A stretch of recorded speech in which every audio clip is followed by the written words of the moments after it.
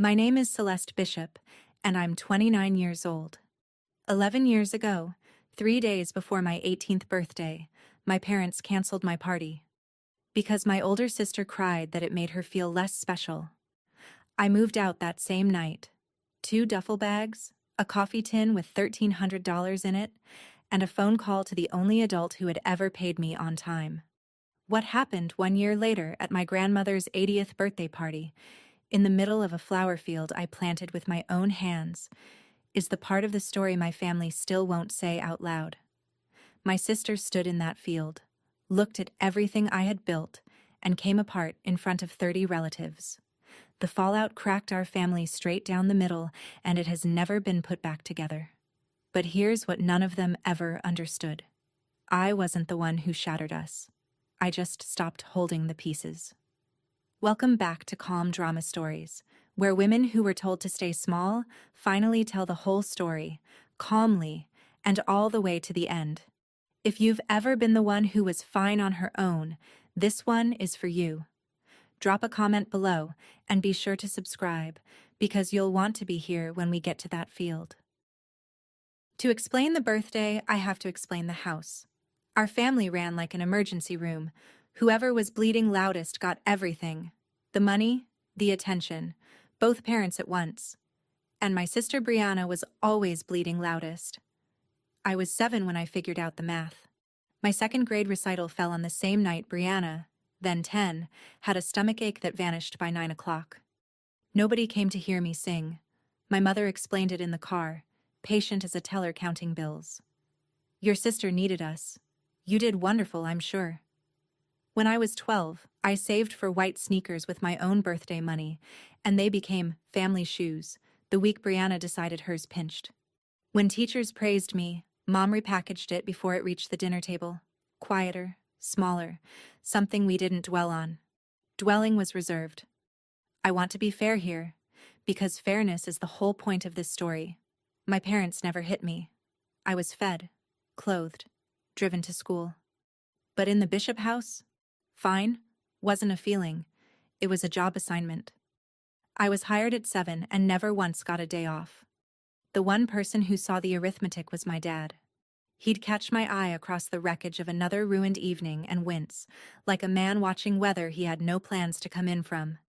The summer I turned 15, he found me weeding Grandma Ruth's beds and said, out of nowhere, 18 is yours, kiddo. Whatever you want. I promise. I planted that promise deeper than anything I ever put in the ground.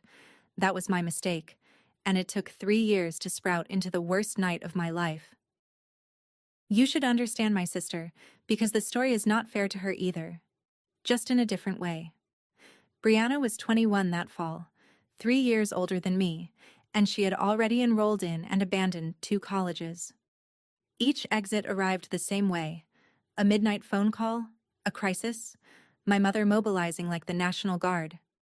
Nobody in our house ever used the word failed. Brianna wasn't supported enough. Brianna was more sensitive than other people. Every collapse got renamed until it sounded like a diagnosis, and every diagnosis came with a bill my parents were honored to pay.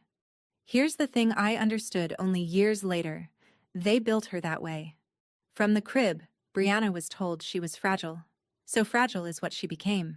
Needing things was her whole identity, the same way not needing things was mine. We were both cast before we could talk. The clearest picture I can give you is the night of my 4-H banquet, the spring I was 16. I'd won a county ribbon for a raised bed system I designed myself, the first thing I was ever publicly good at. My parents came, which shocked me.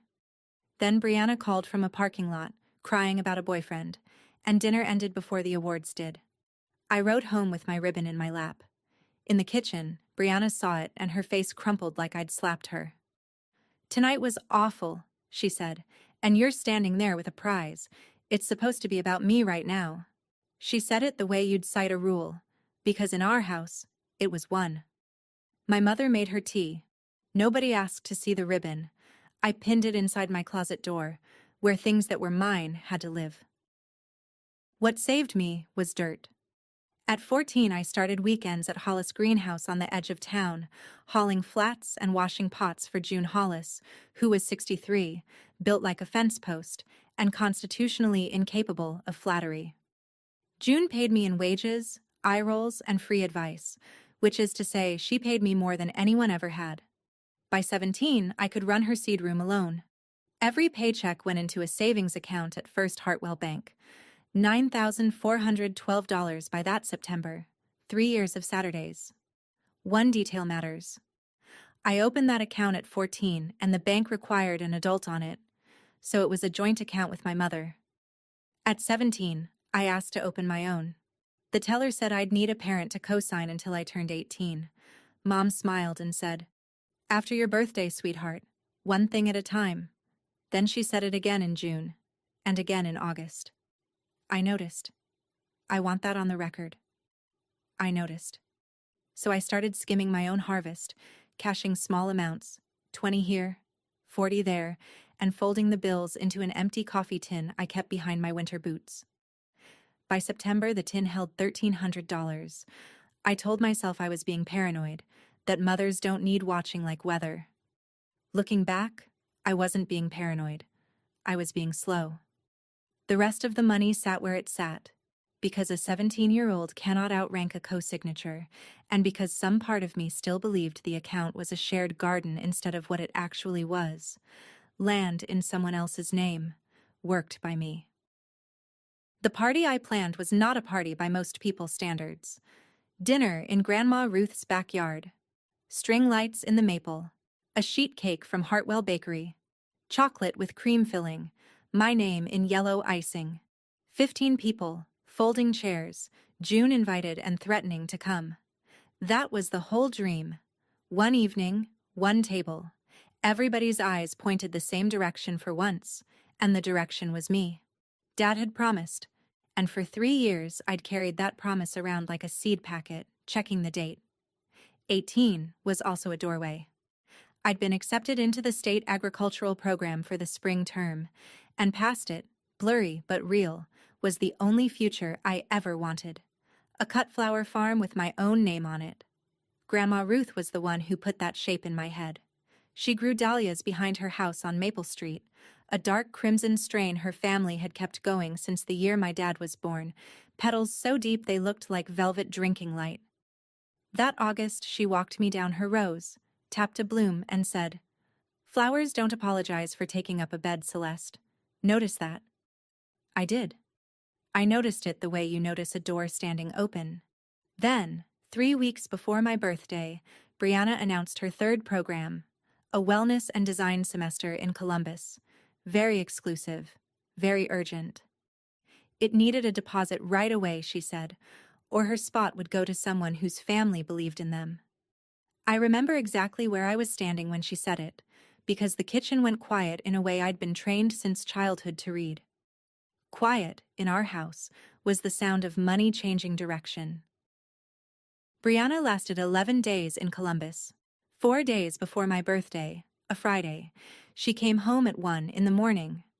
I heard the front door, then the particular register of her crying, the one that meant furniture was about to be rearranged around it. By breakfast, the house had a new gravity. Mom moved through the kitchen like a triage nurse, murmuring into her phone. Dad sat with his coffee and studied the table. Brianna held the middle of the couch, wrapped in the good quilt, narrating the unfairness of Columbus to anyone who passed. I made toast and said nothing, which was my job. That evening, I heard Mom in the hallway on the phone with Aunt Patty, my dad's sister. Her voice had its planning tone, low and smooth, the one she used when a story was being fitted for public wear. I caught the phrase, "What's best for the family right now?" and the smaller phrase after it, the one aimed at me without my name attached. "Well, she's got her whole life for parties." I stood in my room with a stack of paper invitations I'd hand-lettered myself, because we'd never gotten around to sending them, because something in me had known better than to make it official. 15 envelopes. I'd drawn a little dahlia on each one. I put them in my desk drawer, face down, and told myself the math could still work. That even in our emergency room, a girl only turns 18 once, and surely that outranked a homesickness. The next morning, Saturday, my mother knocked on my door with 2 mugs of cocoa. She had her gift-wrapping voice on, and I knew, before she said a thing, exactly which gift was about to be taken back. She sat on the edge of my bed and arranged her face into kindness. "Sweetheart, about Tuesday." Tuesday, mind you. My birthday had become a day of the week. "Your dad and I have been talking. With everything your sister is going through, a party right now would just rub salt in it. She sees you celebrating with her life upside down. Honey, it would break her." I asked what exactly they wanted to do. "Postpone," Mom said, bright as a coupon. "Just until Brianna's stronger. We'll do something small later. Family only." Later. In the Bishop house, later was where my things went to die. I looked at her and did something I had never done at that kitchen table pitch of my life. I asked the real question. "When was my turn scheduled, Mom? I'd like to see the calendar." Her face flickered, then settled, and she said the sentence that has followed me for 11 years.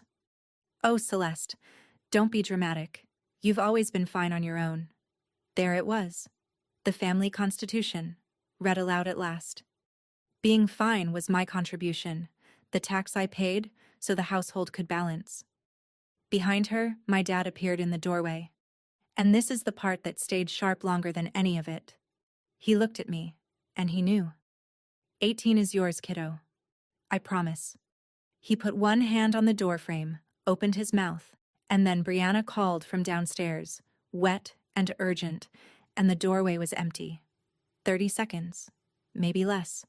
That's how long a 3-year promise takes to fold. Mom squeezed my knee on her way out. "You'll understand when you have a sensitive child," she said.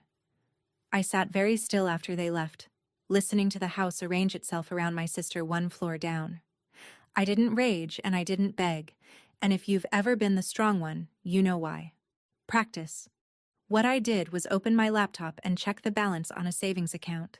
Then, that evening, the bakery called and canceled nothing. The girl from Hartwell Bakery was calling to confirm the changes on order 41. I said I hadn't made changes. She read them to me anyway, cheerful, oblivious, each word landing like gravel.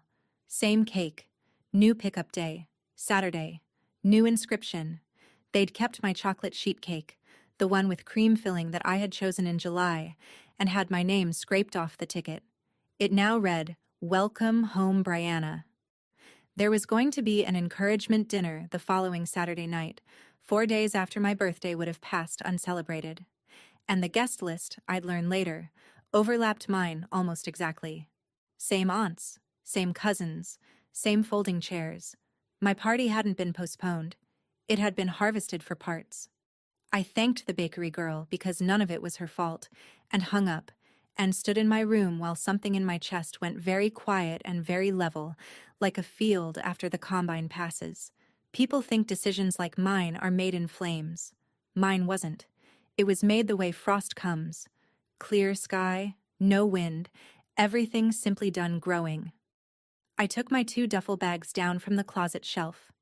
I packed work clothes, boots, the ribbon off the closet door, the 15 envelopes I never sent.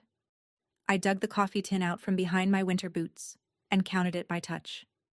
Then I sat on my bed and made 1 phone call to the only adult who had ever paid me on time and on purpose. June Hollis listened for about 10 seconds. "The loft over the seed room has a bed in it," she said. "It's drafty. Rent's $40 a month and you'll earn it before sunrise.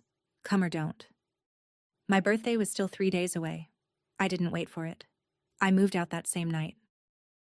Leaving a house you grew up in takes about 4 minutes if you've been packing your whole life without knowing it. I came down the stairs with a duffel on each shoulder. Mom was at the kitchen island with her tea. She looked at the bags, then at me, and chose irritation over alarm. "Oh, for heaven's sake, Celeste, don't be theatrical. Where exactly do you think you're going?" I said I had work in the morning, which was true, and left the rest. Brianna watched from the couch with the quilt pulled to her chin, and for half a second something crossed her face that looked almost like envy. Of the bags, of the door, of a person who got to be the one leaving. Dad followed me onto the porch. He pressed a folded envelope into my hand, $60 increased fives and tens, the cash of a man who'd been quietly emptying his pockets into a drawer for a while. "Call your grandmother Sundays," he said. "She'll worry." He didn't say, "Don't go." We both heard him not say it. I walked the 2 miles to Hollis Greenhouse under a September sky, the color of a bruised plum, and when I let myself into the seed room, the warm smell of soil met me like somebody glad I'd come. The loft was drafty, exactly as promised. I lay on the narrow bed and understood something I'd been circling for years. Being fine was the rent I paid to live in that house. That night, I stopped paying. 3 days later, I turned 18 over a grocery store cupcake with one candle June stuck in it, embarrassed by her own gesture. Then Wednesday morning, I went to the bank to collect my 3 years of Saturdays. And that's when the teller's face changed.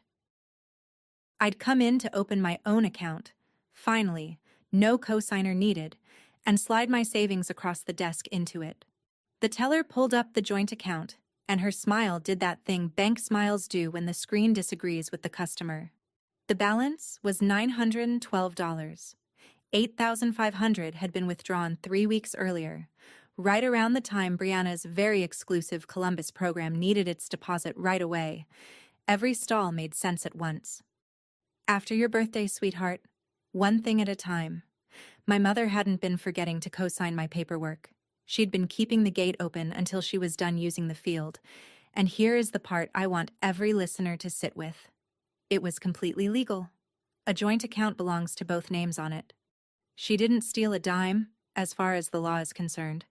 She just spent my 3 years of Saturdays on a program my sister quit in 11 days. I called her from the parking lot. She didn't even pause. Family money goes where the family needs it, Celeste. Your sister's future was on the line. You're young and you're healthy. You'll earn it back in no time. Then, gentler, like a tip left for a waitress. This is what families do. I went back inside, withdrew the $912, and closed the account with both hands steady. I waited until the truck June had lent me before I let them shake. By Sunday, my mother had already told the family her version of everything: the party, the bags, the bank. I found that out from a voicemail. It seems I was now the villain of a story I hadn't even been allowed to read. The official Bishop family version went like this. Celeste threw a tantrum over a birthday party, abandoned her sister in a mental health crisis, and stormed out to punish everyone. It played at church. It played at the hair salon. It played especially well with Aunt Patty, my dad's sister, who left me the voicemail. I'm just disappointed, honey. Your mother is heartbroken. A party, Celeste? Really? I didn't call back and argue, and I want to explain why, because it wasn't weakness. My mother had been rehearsing the family narrator role for 52 years. Arguing with her in front of her audience was playing an away game against a Hall of Famer. I decided my side of the story would have to grow up out of the ground where nobody could talk over it. The first Sunday of October, a mud-brown sedan crunched into the greenhouse lot, and my grandmother Ruth climbed out of it. 79 years old, cane in one hand and a shoebox under her arm. She looked around the seed room like a woman inspecting a fence line, then set the box on the potting bench. Inside, packed in wood shavings, were dahlia tubers, knobby, ugly, miraculous things, dug from the crimson row behind her house on Maple Street. Her family had kept that strain alive since the year my father was born. You know what these are, she said. It wasn't a question. Plant them somewhere they'll get looked at. Then she patted my cheek with a hand like paper and said she was missing her program. I made it all the way to her taillights before I finally came apart, and I want you to notice it took a kindness to do it. Being robbed hadn't managed. Being handed something did. That fall and winter, my life shrank to a rhythm you could set a watch by. Greenhouse from 5:30 to 2, hauling, watering, learning June's seed room like scripture. Then the dinner shift at Rosie's Diner until 10, carrying meatloaf specials to men who tipped in quarters and advice. Back in the loft, I read June's beat-up growing books until the word swam. Succession planting, cold hardiness, stem counts per row foot. I filled a spiral notebook with plans and crossed most of them out, which June assured me was the whole job. I also wrote to the state agricultural program and deferred my spot 1 year. I told them it was financial. It was, but it was also this. Somewhere between the bank and the shoebox, my plan had changed shape. Meanwhile, across town, my $8,500 had bought my sister a semester she never finished and a bedroom she never left. Grandma Ruth reported in on Sundays, dry as toast. Your sister's resting, your mother's managing, your father's mowing a lawn that stopped growing in October. Let me pause here, friend, because I know some of you are living this exact winter right now. If you have ever worked a double shift while the person who took from you slept in your old bedroom, tell me about it in the comments. I read everyone. And if this story is starting to feel like your story, take 1 second and subscribe, because the next part is where the ground starts to turn. Thanksgiving was coming, and my mother has never in her life let a holiday go unused. She called the Monday before Thanksgiving, voice warm as a casserole. We want you at the table, sweetheart. This silliness has gone on long enough. We're prepared to put the whole outburst behind us. I asked what putting it behind us involved, because with my mother, forgiveness always came with paperwork. She laid out the terms like she was reading a recipe. I would apologize to Brianna in front of the family for making her setback about me. I would move back into my old room where they could keep an eye on me. I would contribute to the household now that I was so keen on working. And I would let go of this little gardening phase before I embarrassed myself further. I remember looking out the loft window at June's empty back field while she talked. 2 acres of dead grass with frost on it, and feeling the strangest calm. And if I say no? I asked. Her voice cooled a single degree. We worry about your sister, Celeste. She's delicate. You've always been fine. Honestly, it's the one thing we never had to think about. There it was again. The Family Constitution, Article 1. I thanked her for the invitation and told her I had to work Thanksgiving morning. The silence on the line had a shape to it. Then don't bother coming at Christmas either, she said, and hung up first. She always hung up first. I stood with the phone against my ear a while anyway, listening to nothing. Here's what I didn't know that night. It would be almost 10 months before I heard my mother's voice again, and by then, everything about the ground between us would have changed. Christmas Eve, the greenhouse was closed and the loft was so quiet I could hear the propane heater think about quitting. I'm not going to dress this part up because some of you have sat in this exact chair. I wrote my mother a Christmas card. Took me an hour, 4 drafts, the last one down to almost nothing. Merry Christmas, Mom. I'm safe. I'm working. Then I sat with the stamp on my tongue and understood, with a clarity that tasted like glue, that I wasn't writing to my mother. I was writing to a mother I had invented, one who would read it at the sink and soften and drive over with cocoa. That woman didn't live at my parents' address. I put the card in the drawer with my 15 unsent invitations. The collection was growing. Around 8, headlights swept the lot, and Grandma Ruth let herself into the seed room with a tin of molasses cookies and zero explanation of what she'd told my parents about where she was. We ate them next to the seedling heat mats, and she inspected my spiral notebook like a loan officer, which, looking back, she sort of was. June stumped in near 9 with something wrapped in butcher paper. A spool of striped gross-grain ribbon, heavy, the good kind. For your first market table, she said, daring me to make it emotional. I didn't dare. But when they'd gone, I stood the spool on the windowsill where the invented mother's card would have lived, and it looked exactly like what it was. A bet. 2 old women had just wagered on a girl with $900 and a shoebox. In January, June raised the stakes herself, and what she offered me came with a contract and no mercy. The second week of January, June walked me out to the backfield in boots and a dead man's barn coat and made me the offer that split my life into before and after. 2 acres of fallow ground behind the greenhouses, south-facing, water line already run to the old sheep trough. I don't do charity, she said, before I could say anything at all. 3 seasons, 900 a season, first season up front. You supply your own sweat, your own seed, your own mistakes. Written down proper. Both signatures, so neither of us can get sentimental about it. $900 was nearly everything left from the account, and everything left in the coffee tin after seed catalogs was already spoken for. Trellis netting, silage tarps, a used walk-behind cedar with a wobble. I stood on the frozen ground and did the math 3 times, and the math said no, and something underneath the math said now. I signed at her kitchen table that Friday. 2 acres, $900, and a shoebox. That was my whole inheritance, and it turned out to be enough. The same week, a letter from the state agricultural program sat on my windowsill asking me to confirm my deferred spot. I let the deadline pass on purpose.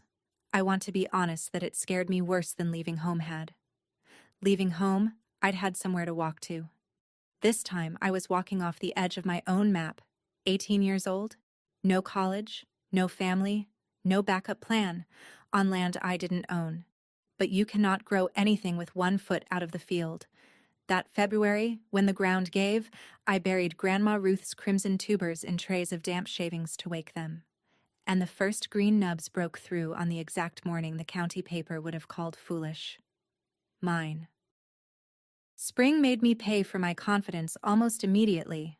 I'd started ranunculus and sweet peas early, rows of them, and in late April I planted out ahead of the calendar because the 10-day forecast smiled at me, and I wanted a jump on Mother's Day. Then a frost slid down out of Canada on a clear, windless night. The kind that doesn't announce itself, the kind that simply arrives and files its paperwork. I walked the rows at dawn with my breath hanging and $400 of seedlings gone to wet brown rags.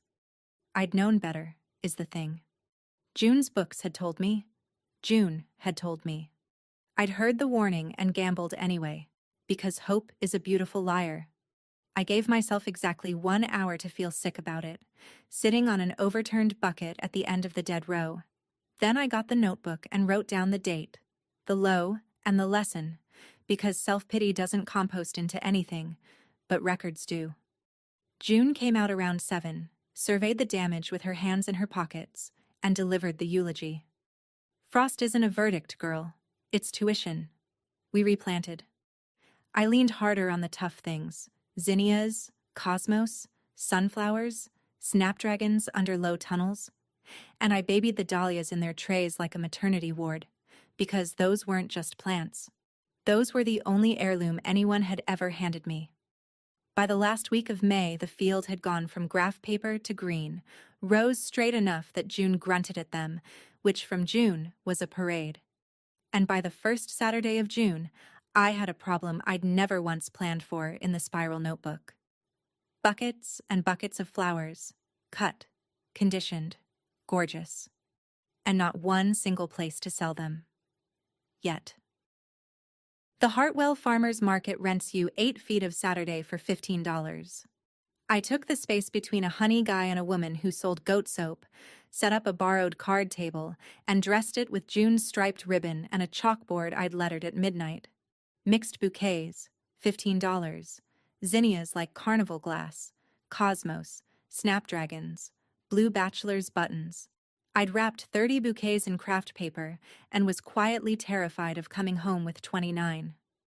The first customer was a retired teacher who bought 2 and told me nobody had sold real flowers at this market in years. By 10:30, I was restocking from buckets under the table.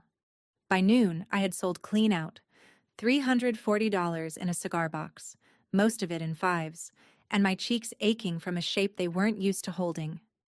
I'm not going to pretend $340 is wealth. It was less than a week of double shifts, but every bill in that box had been photosynthesized out of ground I'd rented with my own signature, and money like that weighs different. Word moved the way word moves in a town like Hartwell. 2 church ladies from my mother's own congregation stopped, recognized me, and got very busy smelling the sweet peas.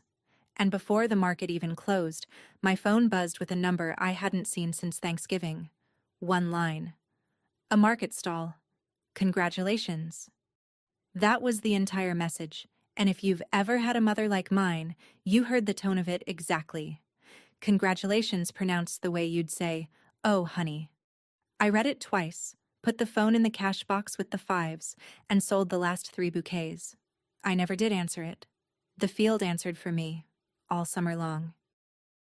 In July, a bride named Hannah stopped at my stall, got teary over the snapdragons, and asked if I did weddings. I said yes with the immediate confidence of someone who had never done a wedding. $850 for late August, bridal bouquet, 5 jars per table, arch flowers. I spent 2 weeks reading and 1 sleepless night before, floating stems in every vessel June owned, hauling it all in a cooler I'd rigged from a chest freezer box and bagged ice. And late August is when the dahlias came in. Grandma Ruth's crimson broke open fat as saucers, that impossible velvet red, and I built Hannah's bouquet around 9 of them. At the reception, 3 separate women asked the caterer who did the flowers. The caterer pointed across the room at me. "The Dahlia girl," she said, and it stuck the way only accidental names stick. Hannah's mother booked her anniversary party on the spot. 2 bridesmaids took cards I didn't have yet, so I wrote my number on craft paper in florist's crayon, and June laughed at me the whole drive home. Something had shifted, and I could feel it the way you feel a season change through a window before you open the door. The stall was no longer a stall. It was becoming a thing that needed a name. By Labor Day weekend, it had one. My best friend Maddie Price had been showing up on Saturdays since June, first for gossip, then for pay. She's the one who sanded an old fence board, painted bishop blooms on it in buttermilk white, and screwed it to the market stall before I could vote. Bishop blooms. My name, in paint, in public. I stood there feeling naked about it, which tells you everything about how I was raised. By September, the operation looked like an actual business if you squinted with kindness. 25 porch subscription customers took a wrapped bouquet every Friday. Peak market Saturdays cleared $600. Hannah's wedding photos were making the rounds of every engaged girl in the county. I paid June for season 2 in full, early, in cash, mostly to watch her fight down a smile, and she took it and said the trellis rows were crooked, which in June meant congratulations. Here's what I want you to notice, though, because it matters for what's coming. I still worked the back of the stall. Maddie chatted the customers.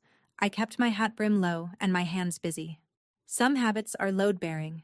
Being seen still felt like standing in a doorway I wasn't invited through. Meanwhile, Grandma Ruth's Sunday bulletins kept coming. Brianna had quit an online course in June and gone quiet. My mother had stopped mentioning me at church, which Ruth said was its own kind of mention. The whole town was doing arithmetic my mother couldn't stop. A girl who supposedly stormed off over a party doesn't usually surface a year later with a field, a sign, and a waiting list. And then, the Tuesday after Labor Day, a number I didn't recognize lit my phone. The county paper. And the first thing I told that nice reporter was no. Her name was Dana Whitfield, and she wrote the county paper's farm and table column. Somebody at the market had tipped her. I suspected the goat soap woman, who considered my life a serial drama. Dana wanted a profile.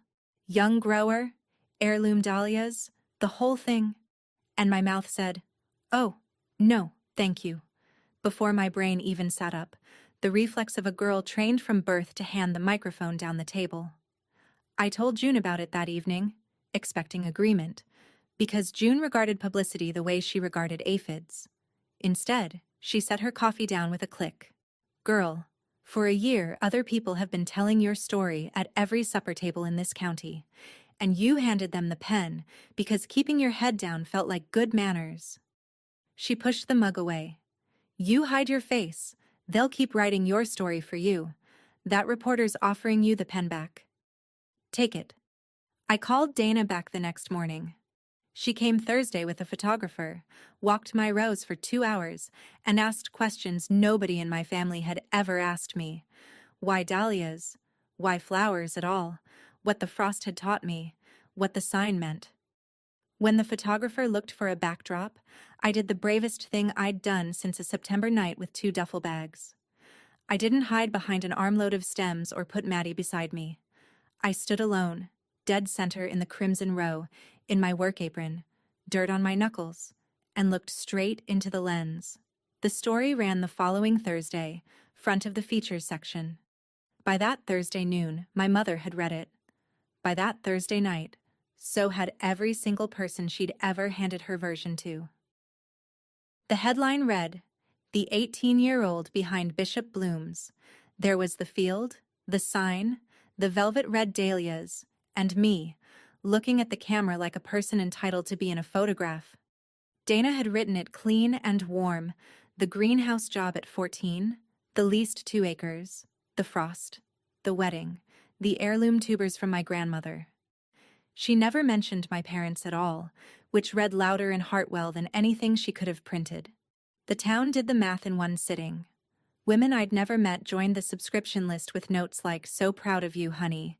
The church ladies who'd once inspected the sweet peas now stopped by the stall to say my grandmother must be so pleased. And my mother's telling of things, tantrum, party, abandonment, folded quietly, the way a lie folds when a photograph walks into the room. She called Friday morning. No hello. "You put our family's business in the newspaper, Celeste." I pointed out that the article never mentioned the family at all. "Exactly," she said, and her voice was shaking in a way I'd never heard. "Everyone's asking your sister what she's doing now, at the pharmacy, at church. Do you understand what that does to her? Of course you don't. You've always been fine. You have no idea what it's like for her." I looked out at 2 acres of proof and said gently, "You're right, Mom. I don't." And then, for the first time in my entire life, I hung up first. Brianna, for her part, said nothing at all. No text, no message through Ruth. From a house where feelings were broadcast at full volume, silence was a new instrument. I should have wondered harder what it was tuning up for, because the next call came from my grandmother, with a demand.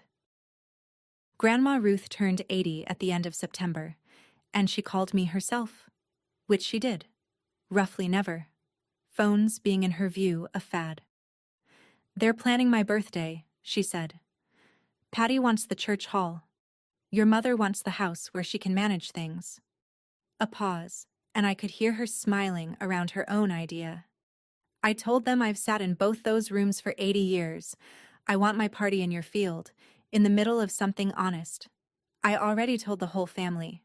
I announced it, so nobody could wiggle." I sat down on a bucket. My field.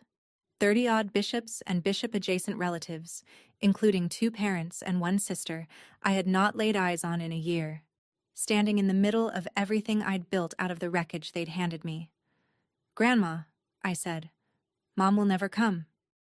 "She'll come," Ruth said, flat as a griddle. "Skipping my 80th after this year in front of everyone? Your mother would rather chew glass. That's exactly why I did it, sweet pea. It's my birthday. I'm allowed 1 present, I pick myself." She wanted truth in the room, this woman. Wanted it planted where nobody could talk over it. "Now, friend, before we walk into that field together, I want to know something, honestly, down in the comments. Would you have let them come? Because I almost said no." I stood in my rows for an hour after that call, arguing with the dahlias. If this were you, the canceled party, the empty account, the year of silence, tell me what you'd have done. And if you're new here, subscribe now, because a canceled 18th birthday is about to end at an 80th. 1 week out, my mother called. She had a small favor. 2 weeks after I'd hung up on her, she called back and opened with logistics, as if nothing had happened. How many chairs? Would there be shade? Should Patty bring her lemon bars? Then, casually, the way you'd slip a knife into a picnic basket. "One small thing, sweetheart. Sunday, when people ask about the farm, and they will, it would mean the world if you'd present it as a family project. Because honestly, that's what it is, if you think about it. You learned your work ethic somewhere." I actually laughed. 1 short syllable I couldn't hold in. She pressed on, voice sweetening the way it did when the ask was the whole point of the call. "And we think it would be healing. Dr. Feldman thinks it would be healing, for Brianna to have a role there. Events, parties, that sort of thing. She has such an eye. It doesn't need to be formal Sunday. Just, if it comes up, you could mention Brianna handles events for Bishop Bloom's. She needs a win, Celeste. You have so many now. There it was. The emergency room billing department, open for business. My party, my savings. And now the ask had simply scaled up with the harvest. My name, my field, my year of frost and double shifts. Reissued as a family project, with my sister installed in the story like a transplant the body was supposed to accept. No, Mom, I said, calm as I could make it, which by then was very calm. The farm isn't an apology, and it isn't a prop. But you're all welcome Sunday as guests. I'd genuinely like you to come. The silence went on one beat too long. Fine, she said lightly, and I thought I'd closed the door on the ambush. Looking back, I had only closed the front one. The party fell on the last Sunday of September. 1 year, almost to the week, since I'd carried 2 duffel bags down my parents' stairs. Saturday we set up. Maddie and June hauled the long tables into the center aisle between the dahlia rows, and I strung lights through the fence posts and the young maple by the gate. String lights, the exact kind I'd once planned for a backyard on Maple Street. And yes, I noticed. And yes, I hung them anyway. We cut 200 stems of Ruth's crimson and stood them in zinc buckets down the tables. The field was at its absolute peak, that late September flush when dahlias burn brightest right before frost, as if they know. Mid-afternoon, a familiar truck eased up the lane.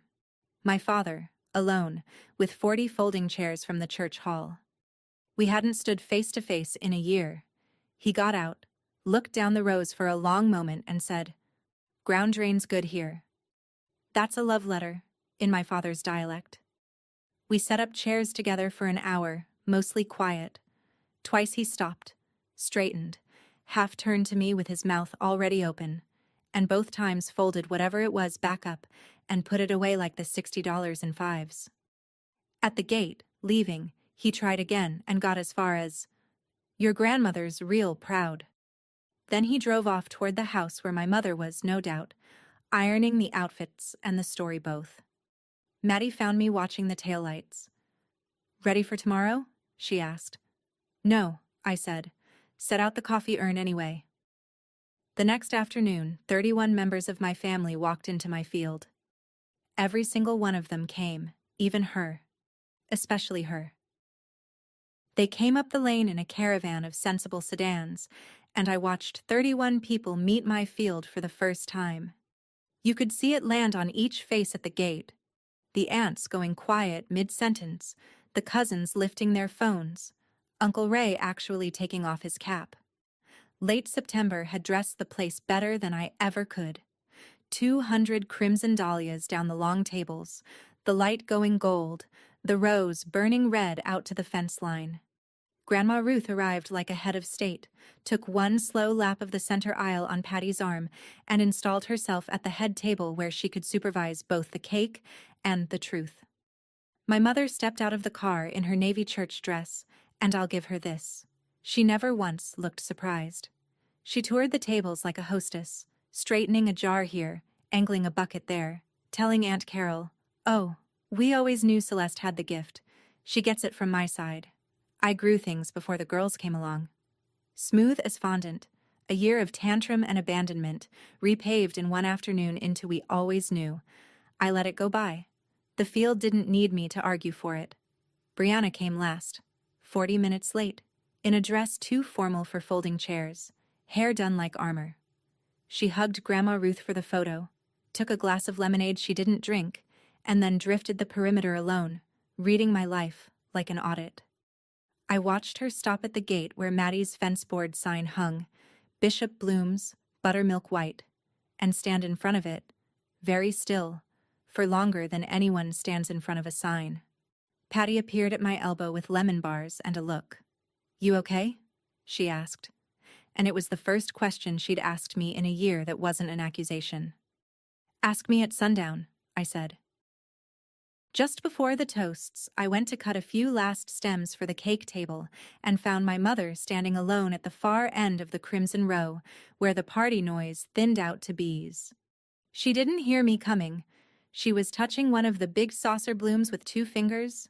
Barely, the way you'd touch a sleeping baby or a stove you suspect is hot, and her face had gone somewhere I'd never once been invited. "We had rows like this," she said, not really to me. "Behind the house on Delancey Street. I started a whole flat of seeds the spring I was 19. Zinnias, asters. I had a notebook." I stood still, the way you do when a wild thing hasn't spotted you yet. Then your grandma Ellen got sick, and it was 2 years, start to finish, and I was the one.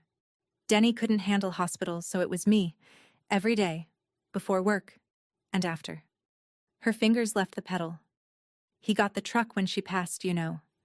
Everyone said he'd been through so much.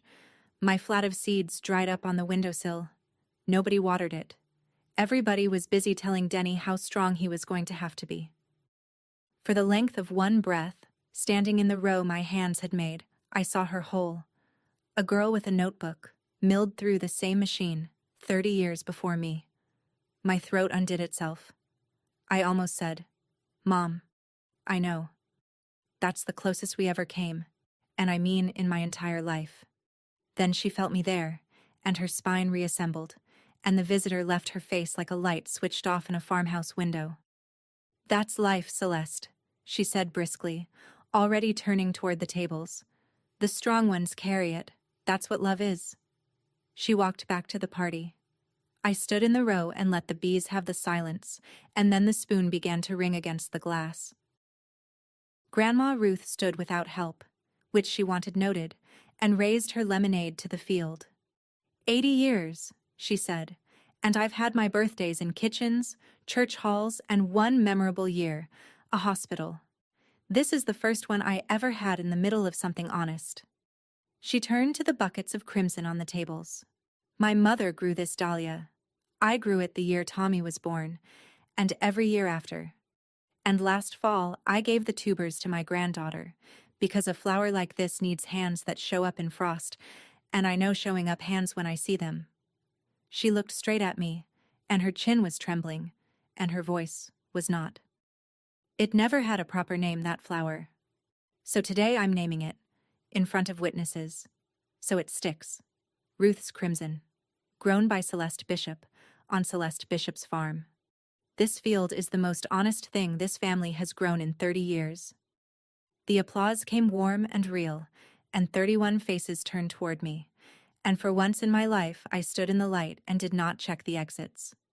And that is the exact moment my mother rose from her chair, glass high, smile wide, and rode the applause like a woman catching a departing train. "And one more piece of happy news, everyone, while we're all together." Her voice carried to the fence posts. "You've all read about our Celeste in the paper. Well, Bishop Bloom's is becoming a true family business. Brianna, honey, stand up. Brianna's going to be running all the events and parties here at the farm, both our girls together. We are just so proud of our girls." The clapping started up again, uncertain, the way crowds clap when something feels off but nobody wants to be the first to notice. Down the table, Aunt Patty's eyes found mine and asked the question. And beside my mother, my sister was rising slowly to her feet, glass in hand, and the glass was already shaking. I didn't raise my voice. I've thought about it many times since, and I'm certain of that, because a lifetime of practice holds even when your ears are ringing. I looked at my mother across the long table, 31 relatives between us, and said, "That's not true, Mom, and it's not going to be." Simple as a frost report. The uncertain clapping died. My mother's smile held its position, but something behind it began working hard, and she opened her mouth to smooth it. She was always fastest in open country.